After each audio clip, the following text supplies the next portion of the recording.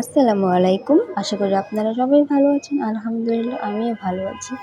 শুক্রবার মানেই স্পেশাল দিন। আর স্পেশাল দিনে স্পেশাল কিছু তো করাই লাগে। তাই ভাবলাম চিকেন ফ্রাই বানাই। চিকেন ফ্রাই বানাতে আপনার সাথে শেয়ার করি। চিকেন ফ্রাই বানানোর জন্য প্রথমেই চিকেন নিয়ে নিলাম। চিকেনগুলোর পিস একটু বড় বড়ই রেখেছি। চিকেনগুলো ভালোভাবে ধুয়ে নেব। ধুয়ে নিয়ে পানি থেকে ভালোভাবে চিকেনটা ঝরিয়ে নেব।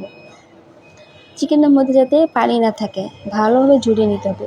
নাহলে চিকেনের মধ্যে মশলাগুলো দেওয়ার পরে পানি ছেড়ে দেয়। আমি নিজেই ভুল করছি। চিকেনটাতে পানি ছিল, ভালোভাবে পানিটা ঝরিয়ে নিইনি।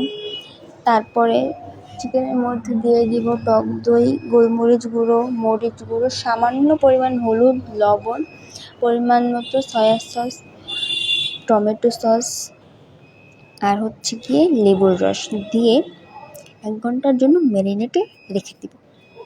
1 ঘন্টার পর ম্যারিনেট হয়ে গেলে আপনারা চাইলে ম্যারিনেট আরও অনেকক্ষণ করতে পারেন, 2 ঘন্টাও করা যেতে পারে।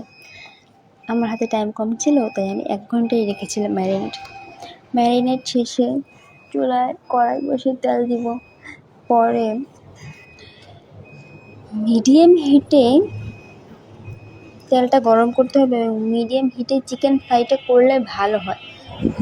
কিন্তু আমি ভুল করছি, আমি একদম হাই হিট দিয়ে ফেলছি, যার কারণে আমার তেলটা পুড়ে গেছে। পরে আমি বুঝতে পারছি, পরে আমি মিডিয়াম হিটেই ভাজছি। কিন্তু মিডিয়াম হিটে ভাজলে প্রথম থেকেই চিকেনটাও ভালো হয়, তেলটাও পুড়বে না।